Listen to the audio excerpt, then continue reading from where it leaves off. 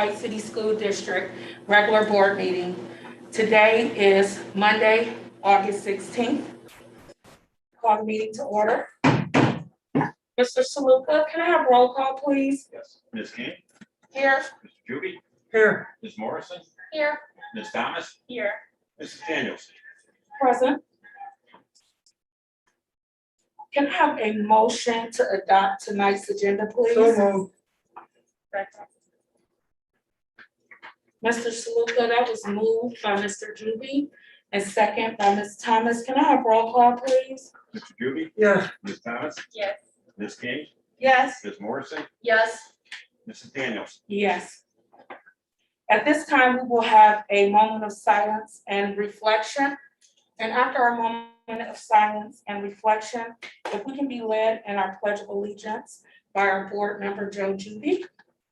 Moment of silence, please.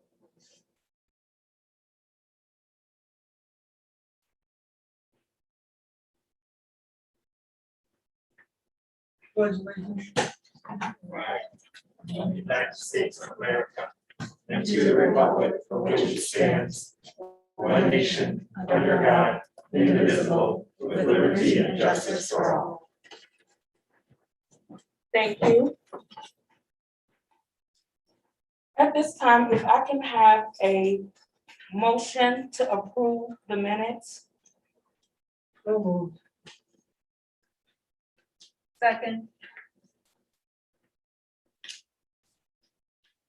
Mr. Saluka, that was moved by Mr. Juby and second by Ms. King. Can I have roll call, please? Mr. Juby? Yes. Ms. King? Yes. Ms. Morrison? Yes. Ms. Thomas? Yes. Mrs. Daniels? Yes. Good evening, everyone, and welcome. On behalf of the entire Board of Education, we greatly look forward to the return of students and staff on Wednesday, August 25th, as we continue marching forward toward the achievement of our renewed mission in our district, to fully prepare students to pursue their dreams and give back as engaged citizens and future leaders. We will do so with safety. We will do so successfully.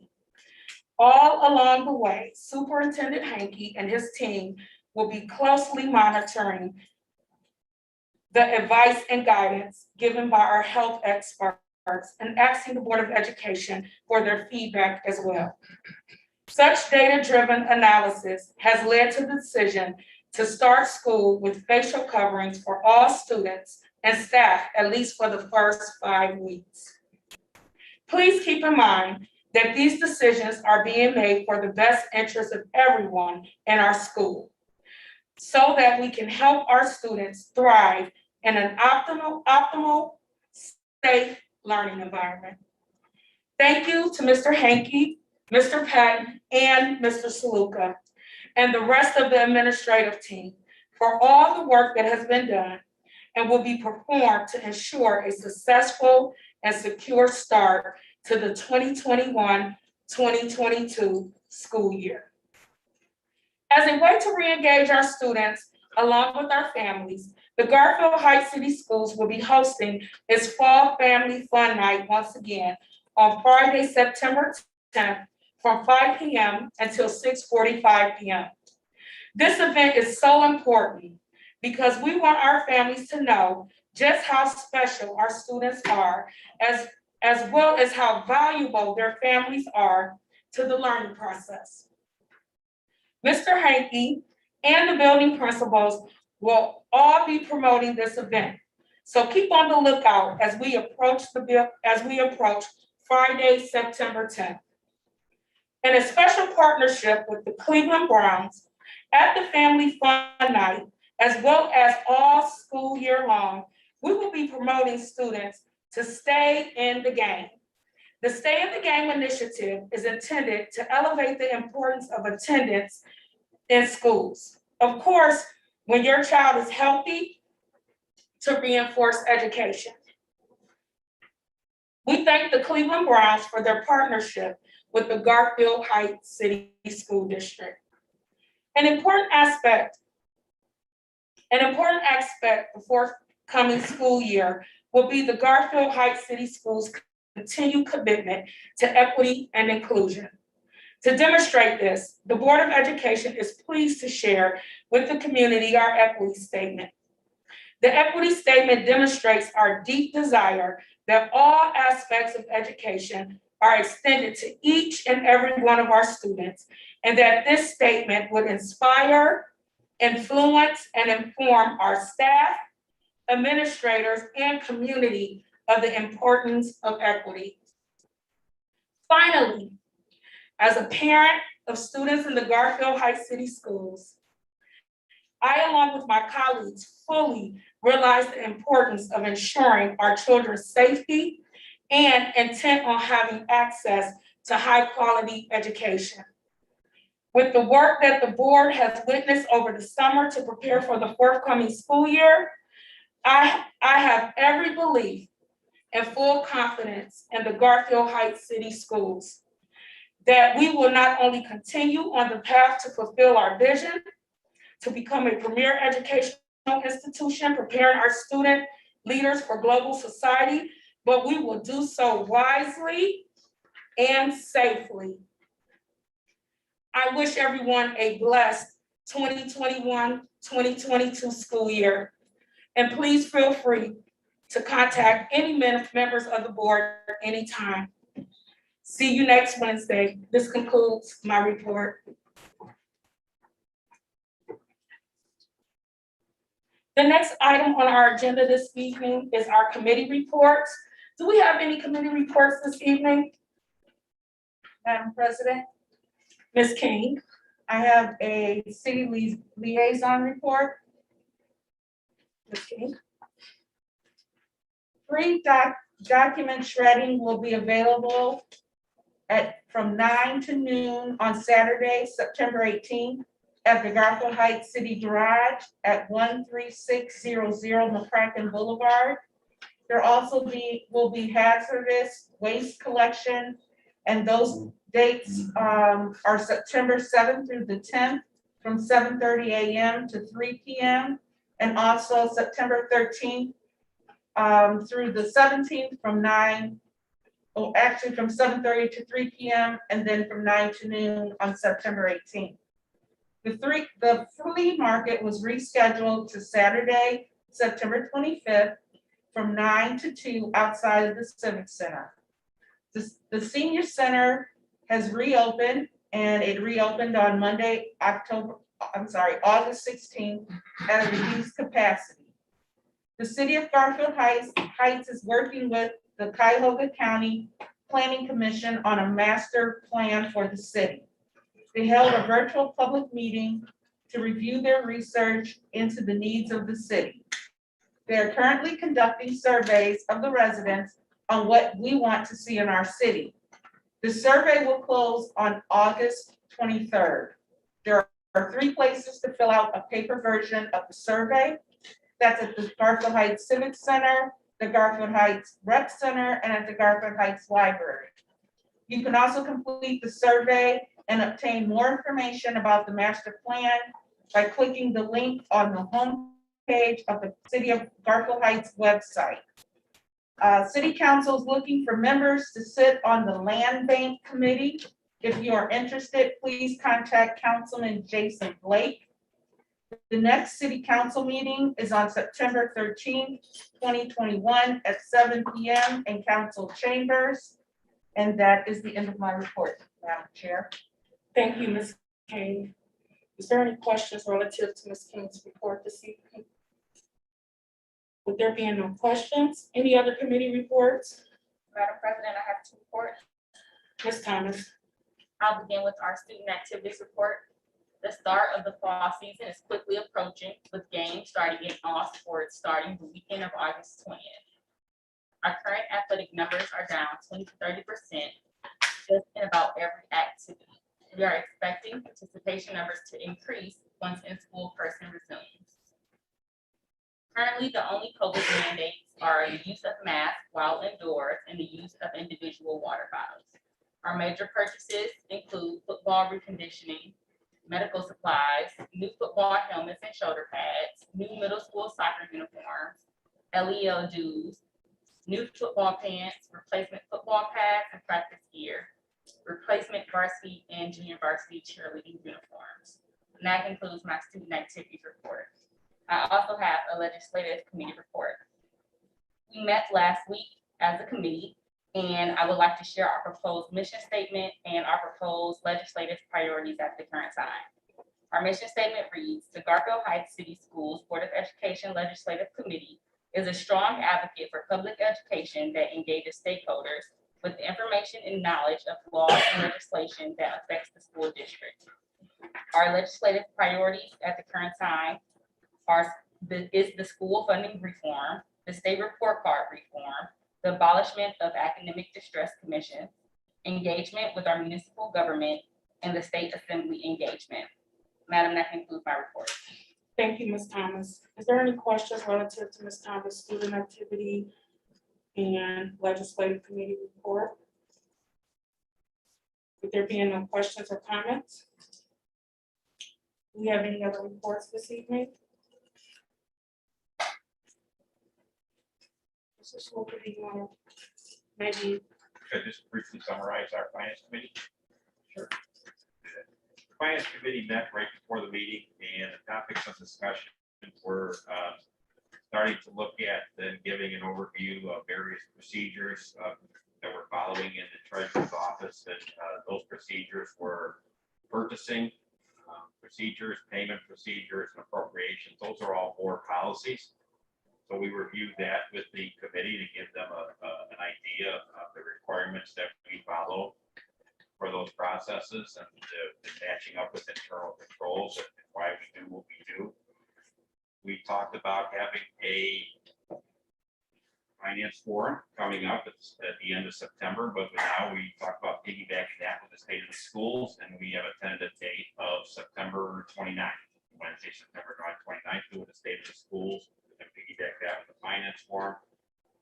And lastly, I provided the committee with a summary of the voucher and choice initiatives that were passed by House Bill 110, and they weren't favorable to the public schools.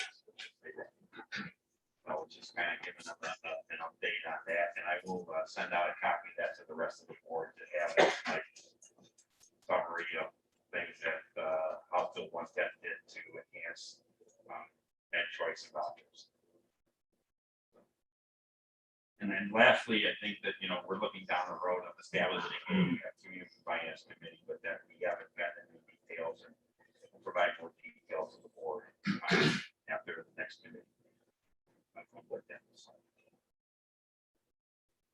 Does that conclude your report? Yes, sorry. Thank you, Mr. Sluka. Any questions relative to Mr. Sluka's report this evening? With there being no questions, we will move on to our. Madam President, can I make a recommendation, or Mr. Hank make a recommendation to, I see we have a lot of people anxiously awaiting to see their graduate. We do not need to amend the agenda if you wanted to move the recognition accommodations to the front of the presentation. And then they, if they're so choose, they can stay and listen to all that data. On the presentation, they might be interested in, but maybe not, I don't know. I have no objection to your recommendation. Mr. We're Hagan? anxiously awaiting their diplomas. Yeah, certainly. If you'd like me to move forward, I can introduce Ms. Hager. They're our high school principal. Just for the audience's note, we have some graduates that have completed requirements, and we want to recognize them in the fullest capacity we can. And that's what we do typically, usually in our August board meeting. Ms. Hager? Oh, wait, we surprised her. That's okay. Oh, no, I just get that.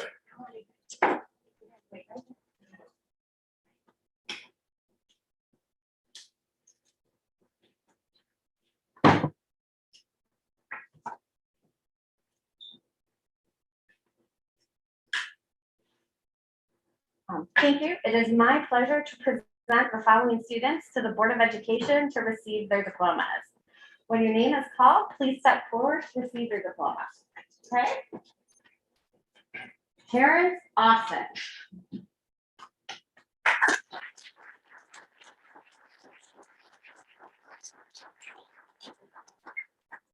Congratulations. Yay. You are now an official graduate of Garfield Heights High School. Congratulations. You may turn your tassel. Turn your tassel. You turn it from the right to the left. Oh. No, this way. Like that. Okay? All right.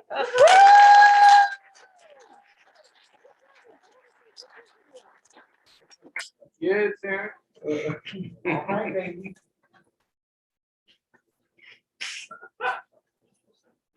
Congratulations.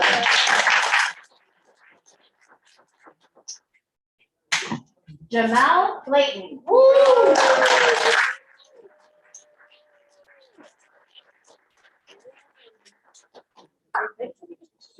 Thank you. You are now an official graduate of Garfield Heights High School. You may turn your tassel. Good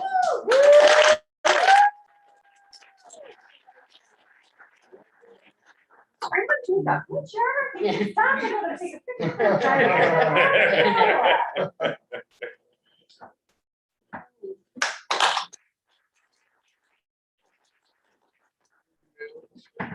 Isa Hanjani Smith.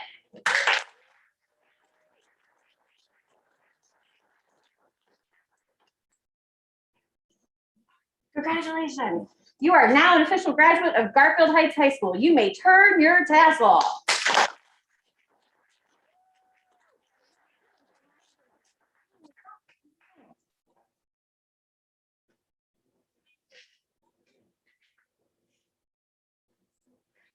Congratulations. Deshane Hainsworth.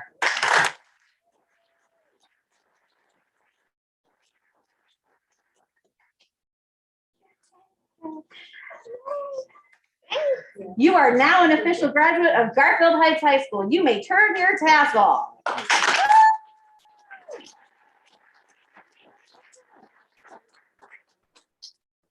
Let us take a picture.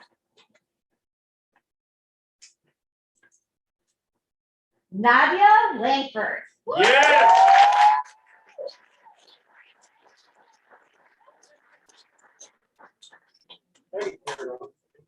Congratulations. You are now an official graduate of Garfield Heights High School. You may turn your tassel.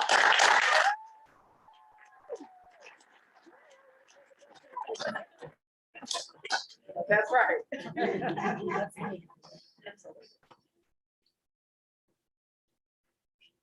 And last but certainly not least, Spirit Martina Simone Page Fletcher.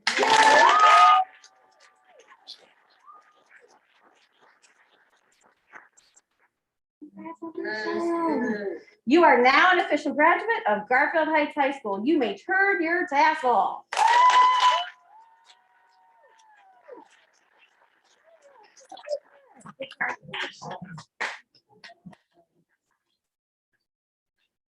Thank you. And that concludes my presentation.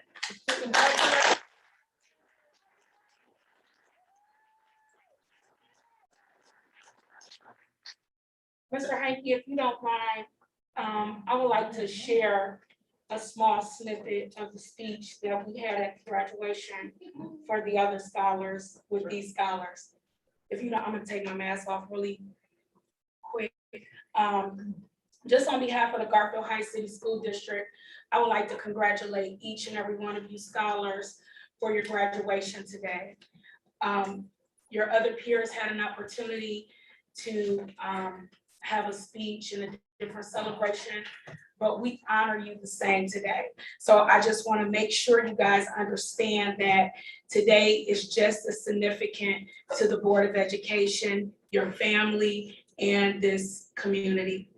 And I want to share a little snippet with you guys that I shared with the scholars at the graduation. Young men and women, you are resilient, not reduced in any way. You were determined, not defeated, not distracted, never deterred.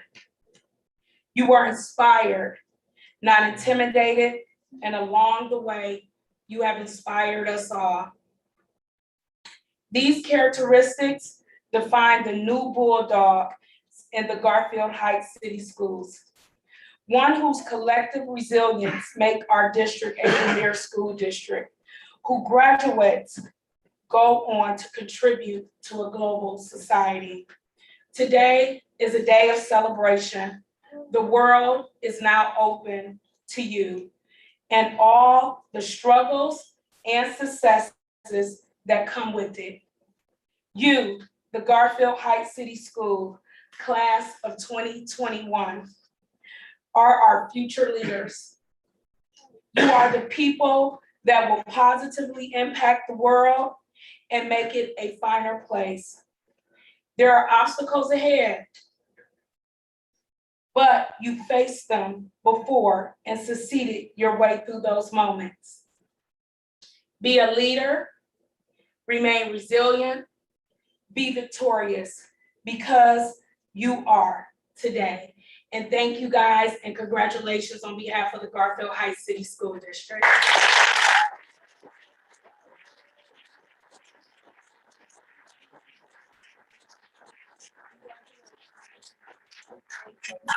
Madam President, we'd like to we have them come behind the board, is that okay? And we'd like to have the graduates come, if the board could sit and have the graduates sit. Can we kind of go this way? Yeah, absolutely, that'd be fine. Have you Yeah, seated? Sure, yeah, I was gonna have them come behind you, Okay. have you guys see it. They said they could Come on, have don't be it go shy. behind us and then Yeah. Yep, they're gonna kind of place them. Yeah. Congratulations. Kind of move You guys down there. gotta move in between each one of us. There you go. Right here. Move down a little bit this way. On the end there, move down toward Mr. Juby. There you go. Yep, right there. Right here. Can we get that? I have that. It's gonna be tough. Yes, wait.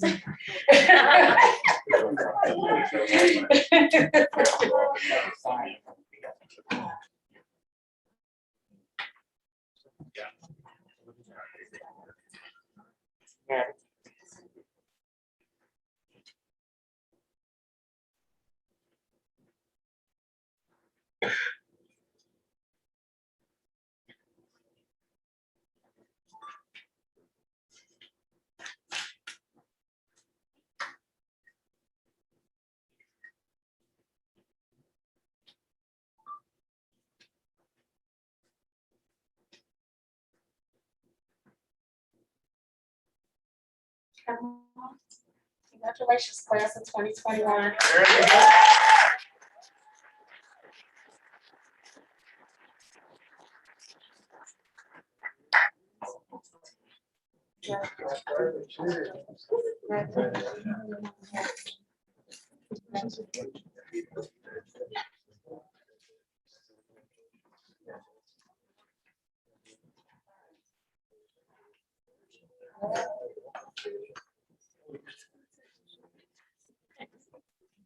We're going to move on to the next section of our agenda. Families, our meetings are open to the public, so you are welcome to stay. But if you would like to take a moment to be dismissed, you can do that now also.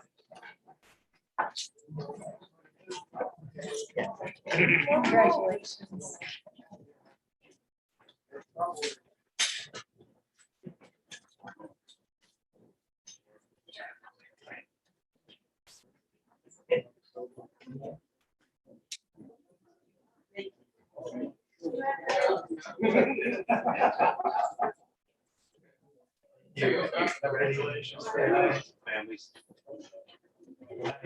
You're welcome.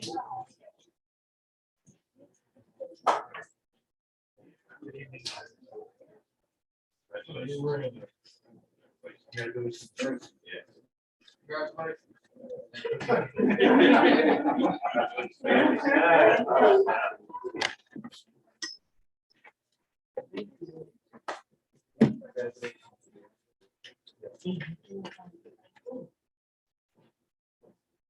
Yeah, you don't make it easy.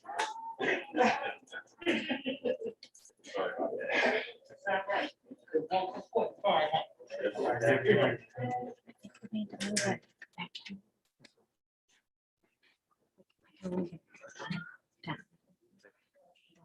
Zip on forward.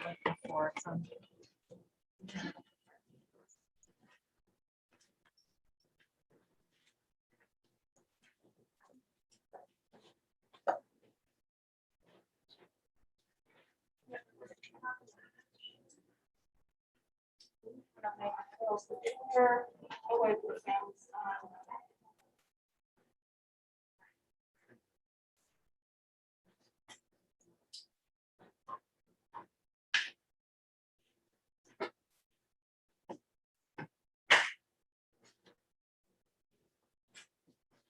Thank you, Mr. Hanky. Thank you, Madam President. At this time, I'd like to turn it over to Mr. Michael Corey, who's our new data and accountability coach. I asked he and Mrs. Reisland, our new Assistant Superintendent of Teaching and Learning, to present OST and math data, and also kind of what's going to happen in terms of a path forward. So, thank you. President Daniels, members of the board, thank you for having us here this evening. We're really excited to kick off the school year, sharing some important information about teaching and learning in Garfield Heights City Schools. As you know, the actual teaching and learning department has grown by 50%. We welcome Mr. Michael Corey as the data coordinator and Ms. Gina Becher as the supervisor of teaching and learning. And over the last few weeks, we have worked diligently at identifying everyone's roles and responsibilities. And together, we've decided to place a great emphasis on focus and intentionality. We will also aim to improve and accelerate student learning and support our teachers and administrators through the changes associated with the new version of Ohio's teacher evaluation system. I truly believe that our restructuring and laser focus on teaching and learning will foster an environment that both teachers and students will thrive. At this point, I turn it over to Mr. Michael Corey, who will share testing data from the past school year. Well, good evening, and thank you for your time. Just as a quick aside, I would be remiss if I didn't say how awesome that was to see graduates. As a former high school principal, it was the highlight of my year, and it was certainly bittersweet to see students go on and you have that tremendous sense of success and looking forward to something excellent. So just congratulations on class 2021. I would like to share with you some of the test results from the Ohio State testing time from 2021, the last school year. And if there was a theme to be mentioned, it's certainly the impact that COVID has had on not only our testing, but the overall educational experience for our students. And that's certainly something that I think will be true, although we don't know the fullest extent of the impact that COVID has had or will have. But one thing we can say is that we have certainly a path forward ahead of us based on our spring testing data. So here I've just given you a snapshot. You have in your handouts in front of you copies of the slides that the audience will see. That the green line indicates the state standard of 80%. And certainly our scores have had a tremendous impact from COVID. And you can see across the elementary school levels, both in ELA and in math, there's certainly a decrease in those scores. I would like to mention in the past, if you look historically at the data over the past 5 or 6 years, there's been a steady increase, certainly in ELA. There's been a lot of district focus in literacy and reading achievement, and that has been noticed. And I would say that what you see in front of you, although it is reflective of what the spring testing data has to say about last school year, I would not say it's reflective of the efforts that the school district has put into working with students and teachers. Math, additionally, has had an impact, somewhat more of a significant impact than ELA based on these numbers. If we look at the middle school, here we have both ELA and math. There are science scores, but I wanted to keep the data concise for you this evening. And you can see that the impact, although different grade levels, certainly the impact of COVID has been felt, and we certainly have work to do here as well. I I would mention the Algebra 1 score you see here in middle school. That is from our 8th grade students who are taking Algebra 1 in middle school for high school credit. So typically that score is a lot higher. And then of course, high school, we can see there has been an impact from COVID here as well. As Ms. Reisland mentioned before, it's from here that we are plotting a course forward as far as how do we address the scores that you see in front of you. Just for the sake of being somewhat exhaustive, this is the comparison between spring of 2021 and the spring of 2019. And the reason we have to go back 2 years for this, of course, is because we didn't have spring testing for 2020, in the spring of 2020, excuse me. So you will see here, this is just a comparison of how those scores compare with one another. But like I mentioned earlier, it does not reflect the hard work and efforts that have gone into the improved achievement over the past 4 or 5, even 6 years. So this is just a snapshot in time. Now, what I would like to emphasize, if you look at the next slide down, is plotting a path forward.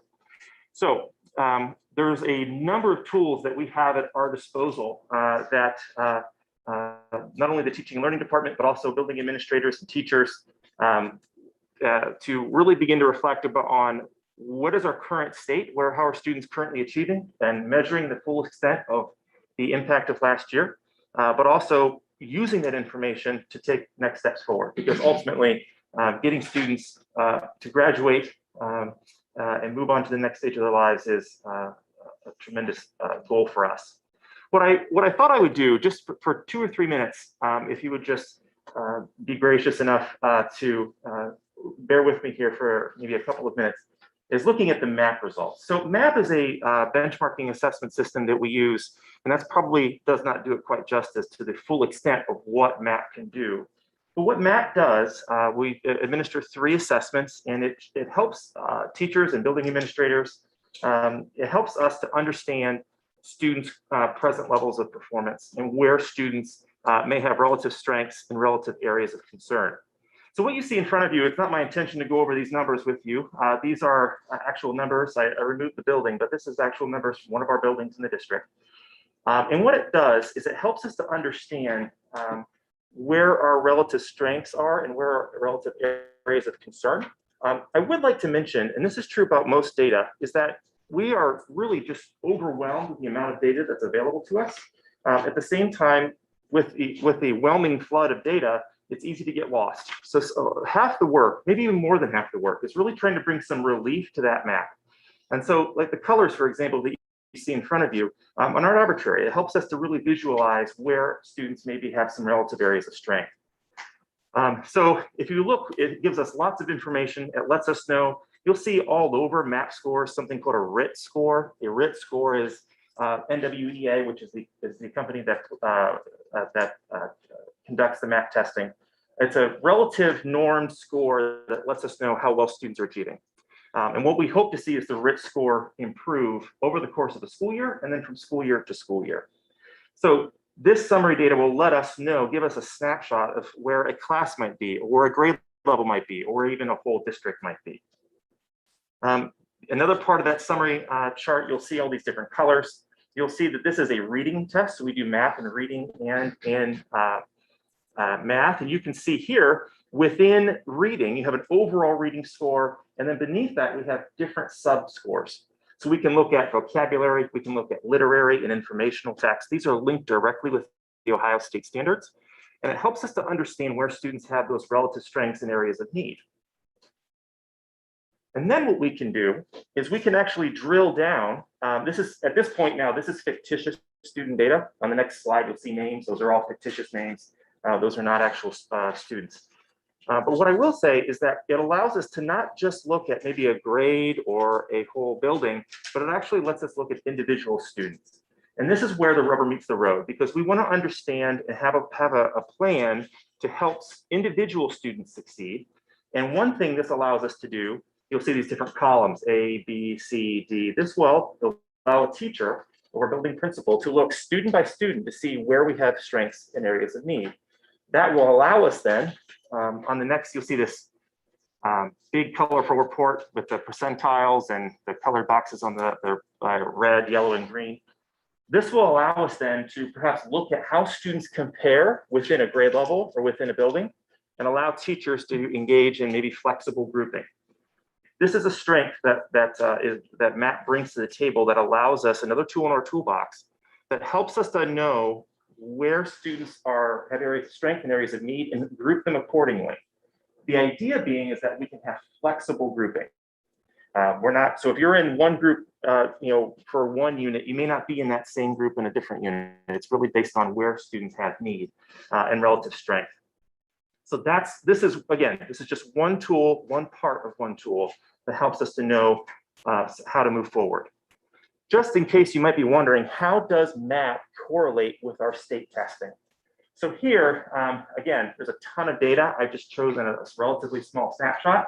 Here you can see both ELA, which is the graph on your left, and math, which is your graph on the right.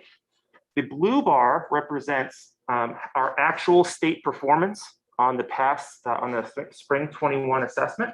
The red bar represents the projection that Matt provided us prior to that assessment. And you can see that relatively speaking, the projections are fairly close. No projection tool is perfect, and certainly MAP is not the only tool at our disposal, nor the only tool that we use, but it provides somewhat of a level of direction as far as helping us to assist students. You'll notice, for example, in math, in 8th grade, there's a tremendous disparity, but as I mentioned before, we have a lot of Algebra 1 students in 8th grade, and this is an 8th grade math assessment, so there's some disparity there. But across the board, it provides us somewhat of an idea, somewhat of an accurate idea as far as how students might perform. Because again, knowing how students will perform prior to their actual performance on the test is a really valuable piece of data that we can operationalize in the classroom to get to students before the actual testing time occurs.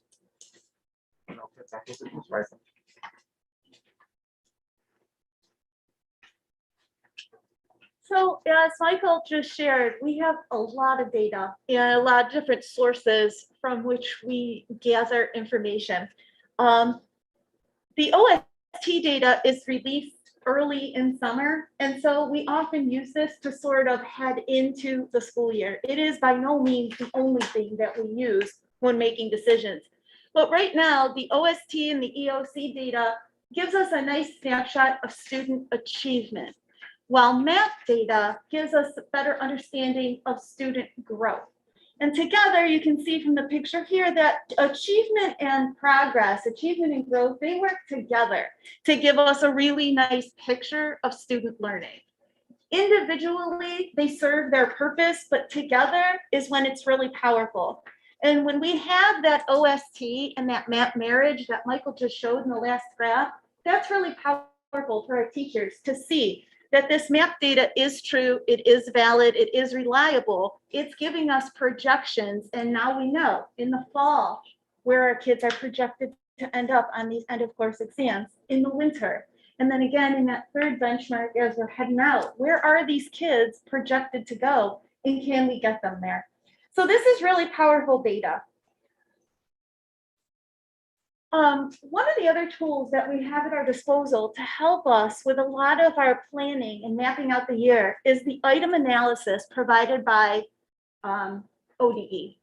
And this is an excellent tool, although it can be slightly overwhelming for people who aren't super familiar with the system. Once they get in, they can go through this information, and it is invaluable in planning and in understanding where you need to go as a teacher.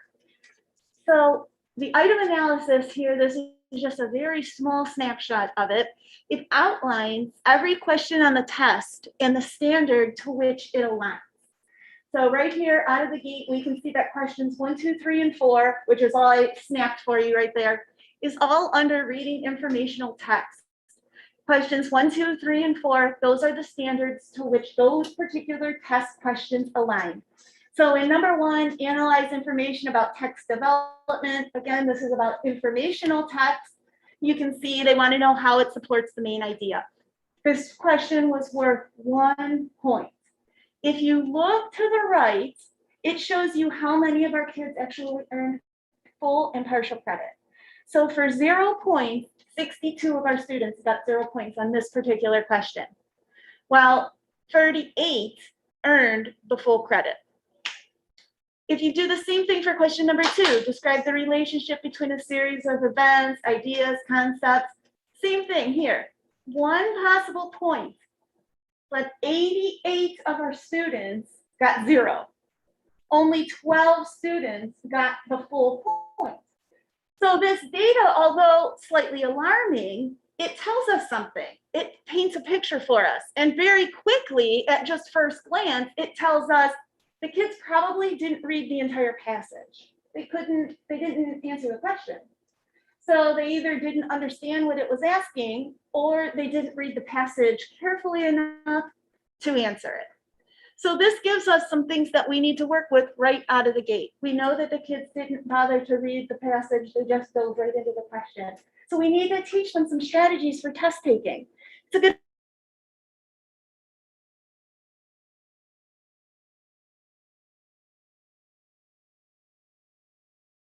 you know what to look for. You know, teach our kids all the way down through the elementary school to read carefully, to read closely, to take notes. So these are strategies that we know out of the gate we need to continue working on. So this data is very important. It helps us in our planning, and it helps us, continue to plot our path forward. So moving forward together, we will continue to use assessment data for instructional decisions. We'll continue to collaborate with all stakeholders. We work very closely with the principals, with the teachers, with everybody involved. And we'll continue to embrace the coaching style, which is going to help us through OTEST 2.0, as well as to, implement new evidence-based strategies that will help our students. Any questions? I have a couple of questions. Yes. My first question is, when are we doing our fall math assessment? We are going to begin the last week of September, and we're moving into October, which is a little bit late this year. Typically, we like to start that early in the year so that we can get as much time with the kids as possible. However, we're in a situation which we often find ourselves in of competing requirements, and we've got to complete the OTEST 2.0 this year. OTEST 2.0 forces us to evaluate teachers a lot earlier in the school year. So we're going to be evaluating teachers through the month of September, and then we'll begin that process of benchmarking in late September, early October. I guess my second question is, I know we talked a lot about using our assessment data to ensure that we're individualizing our instruction for our students. I just want to, hear a little more about that actual plan and how you and your team are going to ensure that our teachers are individualizing and we're providing, your team's providing that coaching and support that they need, because not just our Garfield babies, but everyone across the country are at a deficit. Sure. And I want to make sure that I can say we've done everything that we can to make sure that we have done everything that we can to get our babies caught up. Absolutely. I want to be able to say the same thing, and I think everybody here does. So we've got, with the AIR information, everybody has the same access of the same things I just showed you. So we'll send an email explaining once again how to access TIDE, how to access your student scores, and how to get into the item analysis page, which the teachers know we love. In the past, we've had the principals sit with each teacher walking through that item analysis to make sure that they understand where these standards fit in.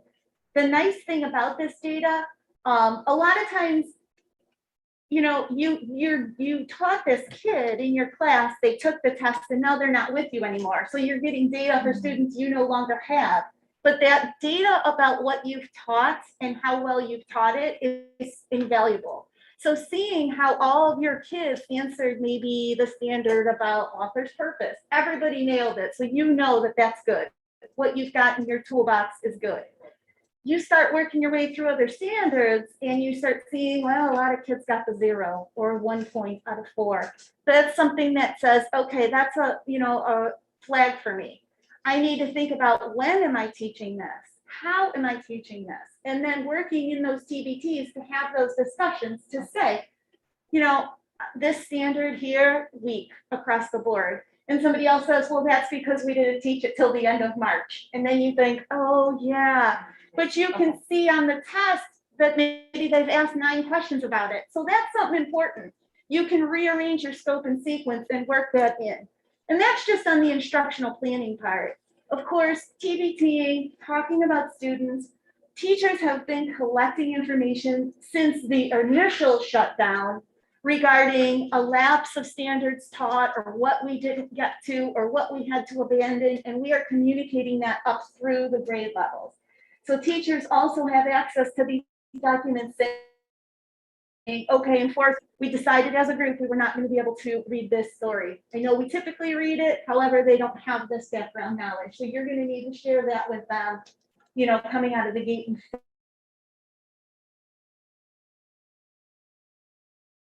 So taking on this rather large initiative with OTES 2.0. OTES 2.0 forces us to look at data and make data-driven decisions in how we're reacting to what is in front of us. It's not about, in the old system, which you're familiar with, a number was dropped into your evaluation. So whatever your kids tested, it was Ohio correlated it to a 1, 2, 3, 4, 5. That number was placed into your evaluation, and then your principal did the rest. This new system is truly a coaching model. It's asking us to look at what you have in front of you, good, bad, or indifferent, and adjust. How will you adjust? And we are creating a system where teachers will be successful in the transition, and it will also help them leaps and bounds in the classroom, because we are streamlining 2 major initiatives. We're bringing these 2 things of instructional planning and data decision-making together with their evaluation. It was a little fractured before. So we've worked diligently. Sean and I work a lot with that, and we've sort of brought in the team on that. We've been doing principal PD the last 2 weeks. This is our 3rd week that we'll be doing it on Thursday. That training is going to help them significantly in sort of paring things down, because that's the other thing, of course. A teacher's plate never gets cleared off. It just keeps getting bigger plate and piling more and more things. And what we're trying to do is eliminate some of those things and take more of a layered approach. So where does this fit in? And where does this fit in? And how can we streamline initiatives so that we're all working together? We have got to be focused this year. And as you can see here, and as you've stated, there is no lack of priorities, but we've got to choose some and move forward. We cannot address every single deficiency that we have here in our numbers. So we're going to move forward. We're going to be focusing not strictly on math and ELA, but that'll be prominent focus for us, as every other district here. And we're going to continue to just be focused and intentional in what we do. Did that answer your question? It did. I just think back to my days as an administrator and what we did, with tearing through, our map data and, our anecdotes and, just all of that data, and doing our data meetings, with our grade levels, and really looking at where those things were individually. So hearing a further explanation helped me. And then I would like to suggest that we get another report maybe after the winter break, because that allows us to get that fall testing done. And I know you probably would have done winter, but at least fall, and we can see, we will see some growth from our scholars, after that winter. After the fall Sure. test.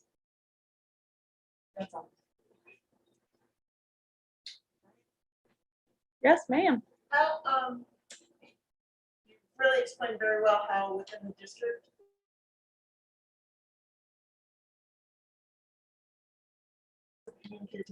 And, you know, is it just a letter going home or are there interviews or how is that? So we are tackling a couple of different things. And one of the initiatives, I'm going to put my elementary people on the spot here. One of the initiatives that we're doing at the elementary school is grouping kids differently by homeroom.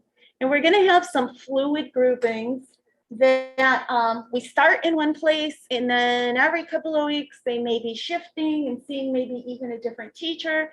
And that's going to be communicated through an opening letter or newsletter to share with our parents so that they understand it's not quite business as usual. We've spoken a lot in our team about how we don't really want this to be business as usual, and we don't want to send that message. We don't want to spend a ton of time talking about what happened or, you know, like saying the kids are lacking. They're all a year older. They all grew in some ways, shapes, and forms. And I think academically, we need to revisit some things and get everybody kind of focused or centered again. But I don't want to send the message that it's business as usual. We are going to come back to school. You are going to be in a classroom. You're going to have your teachers, but you're also going to have your Chromebook, which is, you know, new.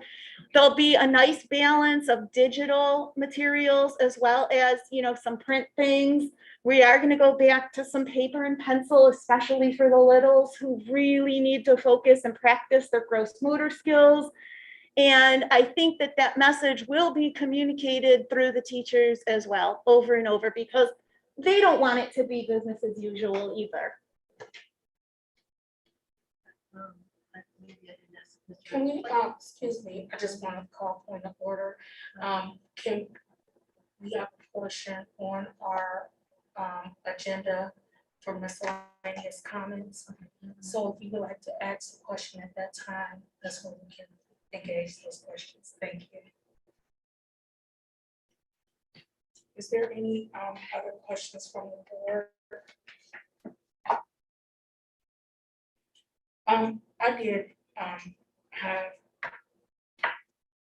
a few, I do have a question just about resources.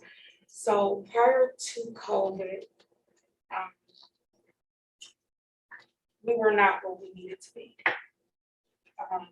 I mean, their achievement was not where our goal is as a district for our students. And now we have COVID layered on to where we were already fighting an uphill battle. So now we have, we're still in the same fight to improve student achievement. And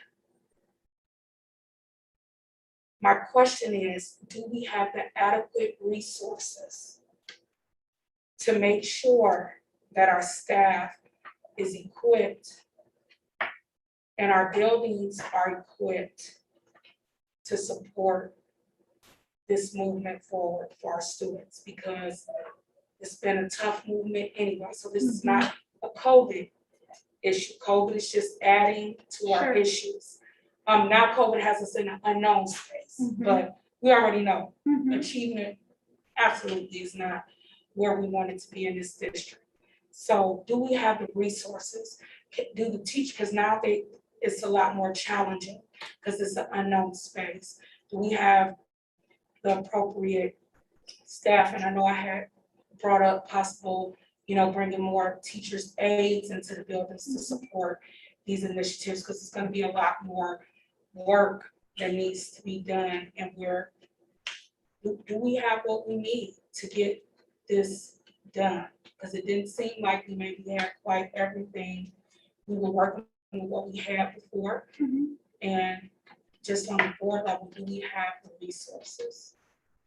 So that's an interesting question. I think to answer honestly, I would say to start school right now, yes, we do. I think we have what we need to start school. We've got a good plan in place.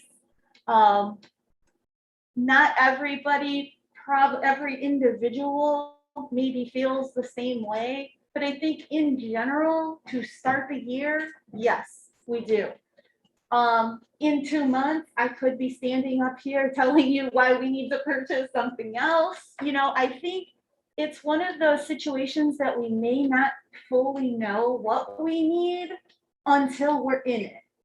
But I think we've got a strong plan, and I think the rollout is strong. So we are good to go to start us off. And then as we are in the classrooms and as we are working with the babies and getting these kids up to speed, we can see what else we might need. Okay. I just kind of want to, you know, and I know as a board, we're looking for achievement, but I think we also got to give our kids grace too, because they're coming back after a tremendous trauma and trying to, you know, I want to see improvement, of Sure. course, but not at the detriment of the students' well-being. Absolutely. And even, you know, our staff and buildings. I want us all to work hard, but, you know, I get it. It's an unknown, but I just want to make sure that we're allocating all the resources. Like I want, we can to a certain degree in some areas. There's where we can't really pour and push some resources in some place with the additional funding that we have. So I just don't want nobody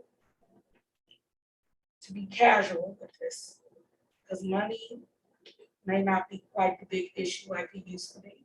And I'm just speaking as a board member and as a parent. Like, there's so much potential in this district, and our kids can be successful in this community. And we gotta reimagine school and do it right. This is our opportunity. And what was some of our barriers is not this time. So I'm just praying that you guys have a plan.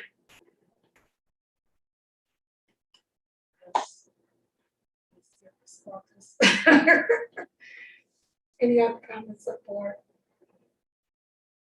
Anything you want to add, Mr. Hanfield?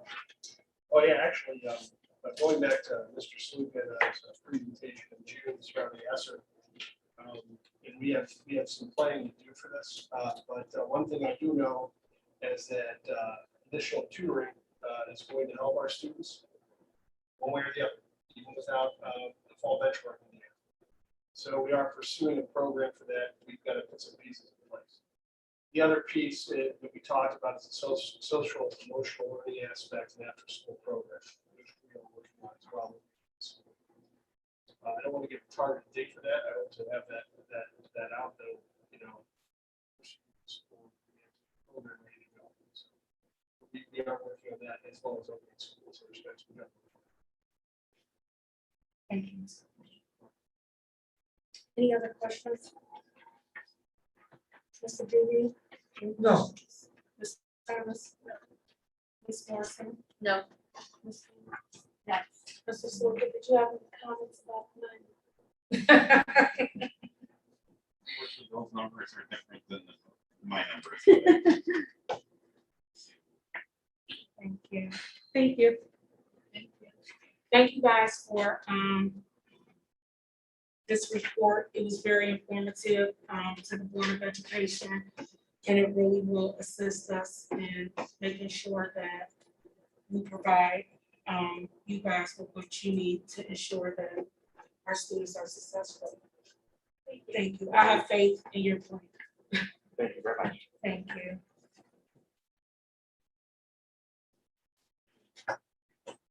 Mr. Hanky, you again. Thank you, Madam President. Excuse me, Yes. Madam President? Yes. If the person back here wants to ask a question, then they left on the agenda items. Yes, sir. You said she had to wait until the agenda item 8, I believe, to ask a question. The Yes. questions she wants to ask, they're gone. No, they're here. Okay. All right, just making sure.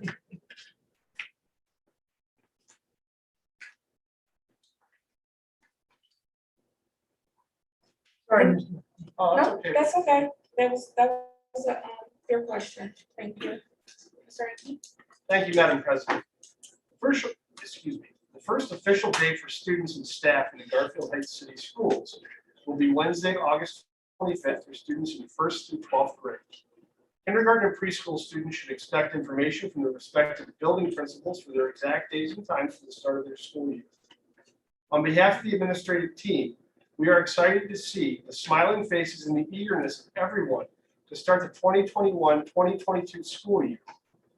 Please note that students and staff will be required to wear masks for at least the first 5 weeks of the school year. These decisions will always be based upon the regular monitoring of guidance from public health officials at the national, state, and local levels, along with Ohio Governor Mike DeWine, to make decisions based upon the most updated information possible. The Garfield Heights City Schools has also posted what we are calling guiding principles online and on social media that outline the protocols for the upcoming school year. Please take a moment to review these when you see them. In fact, I sent them out to Remind today, and please have a look at them. It's a very, I'm going a little off script, Madam President, I apologize. It's a very good document that we put together that the COVID task force worked on, and I think it's going to help us a lot. This information targets the important topics related to facial covering, social distancing, quarantines, transportation requirements, and more. On behalf of everyone in the Garfield Heights City Schools, thank you to those who participated and benefited from being involved with the town hall meeting on the district's YouTube channel last week. As another tool for communications, our town hall sessions have become valuable methods of communications for important topics with our parents. The feedback we have received from our town hall meetings has been very positive as well. You can be sure that more town hall opportunities will be forthcoming. Finally, as a way to show our bulldog pride and belief in the social and emotional well-being of our students, please mark your calendar for Friday, September 10th, from 5 p.m. until 6:45 p.m. for our Stay in the Game Family Fun Night at the high school. A $10 admission for a family of 5 will provide you with hot dogs, drinks, raffles, fun games and activities, and more, and $2 for each additional family. Mark your calendars for Friday, September 10th, and please stay on the lookout for more information. Lastly, you will begin hearing me telling our staff we are moving forward together. This idea that all staff, teachers, and administrators will work to help all of our students succeed and make this a successful school year is paramount. Thank you, Madam President, and that concludes my report. Thank you, Mr. Hanky. Is there any questions or comments relative to Mr. Hanky's report today? I did have just one question about the Stay in the Game Certainly. initiative with the Cleveland Browns. What would that offer our district? Like exactly what is this program going to bring? Well, What type of Yes, incentives? yeah, that's a very good question, Madam President. And we're kind of using the Family Fun Night as an official rollout. So the first thing they're going to give us is chunks. Their mascot's going to be at the Family Fun Night. The Cleveland Browns have told us they're going to send a number of items for incentives for our students, autograph balls, etc. And the real message here is that, stay in the game. Come, if you're well, remember we still have COVID protocols, please come to school. Attendance matters. And they have PSAs they're going to work on with us, with the Browns folks. They're going to work on even, we hope, we don't know this for sure, hopefully you get some game day ticket incentives for them. And it is our first year in it, but we decided to go in the medium level, kind of to jump in a little bit. So we're going to kind of see how this goes in terms of the amount of incentives, et cetera. So, but it is a pre-K through 12 program. We are going to focus this all over. So we're excited about it. The Browns have been very gracious in helping us. And Gina Wilson, our family engagement coordinator, has really made sure that we move this forward. We already had our setup meeting, set everything up for the incentives. We're excited to go. Thank you, Mr. Hanky. Follow-up question to that. Mr. Hanky, when you get a second, would you mind providing the board with some attendance data? Ms. Thomas, we do have that.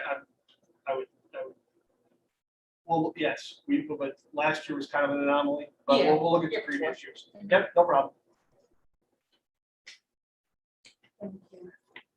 I think some of that data also from the previous years was in our, equity laws.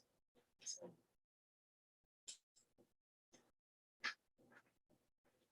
is there any more questions relative to Mr. Hankey's report today? Thank you, Mr. Hankey, for your report. The next item on our agenda is remarks from the public regarding agenda items.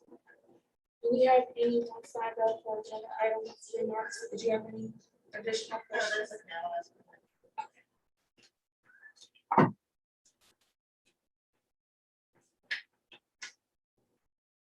Our next item on the agenda this evening is the reports of the treasurer. Can I have, Motion to takes item 9.1 and 9.2. thank you. Can I have a second, please? Second. Mr. Saluka, that was moved by Mr. GB, and that was second by Ms. Morrison. Can I have a roll call, please? Mr. Juby, Yes. Ms. Morrison, Yes. Ms. King, Yes. Ms. Thomas, Yes. Ms. Daniels. Yes. Is there any discussion on those items at all?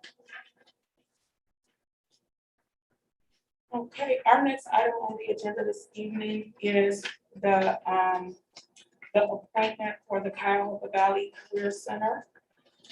We have two board members that are interested in that appointment. That is Ms. King and Ms. Thomas. Mr. Motion, Saluka, but like to motion Ms. Thomas for the position. I'll second the motion. And how do we vote from here? You would take the vote, by the board, since there's a motion, and a second, the board would need to vote. Yea or nay on that appointment. Okay.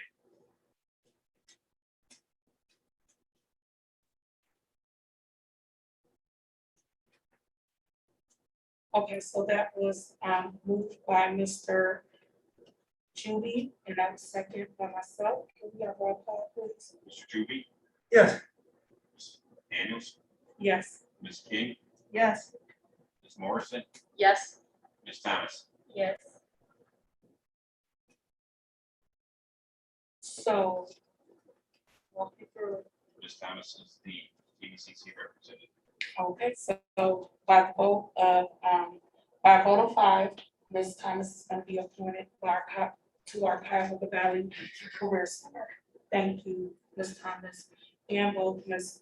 King for your willingness to serve. Congratulations, Ms. Thomas. Thank you.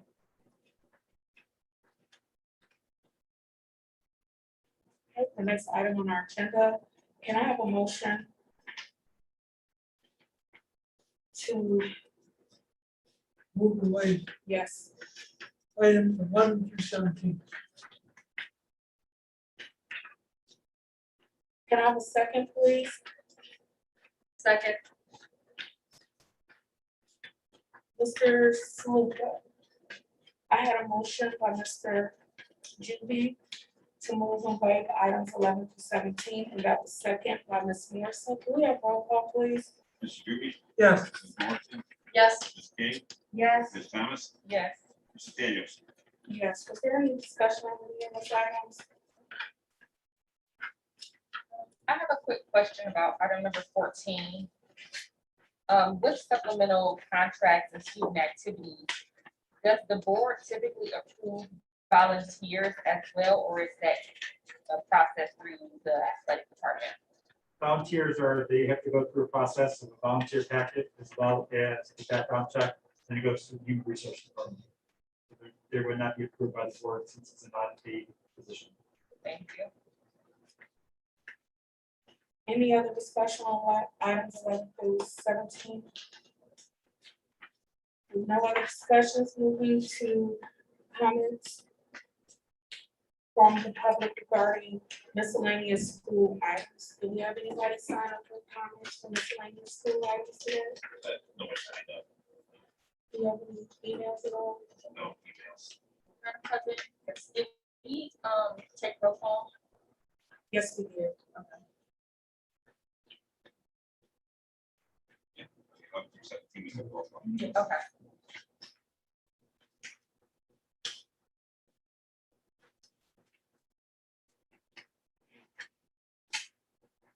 Okay, with no public comments. Can I have well, first, I would like to announce that the Board of Education, our next meeting is actually scheduled, we have a special board meeting scheduled for tomorrow, which is August 17th at 6 p.m. here in the Little Theater, and also scheduled for August 18th at 6 p.m.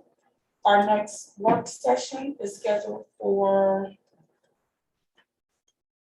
September 13th, and our next regular board meeting is September 20th at 6 p.m.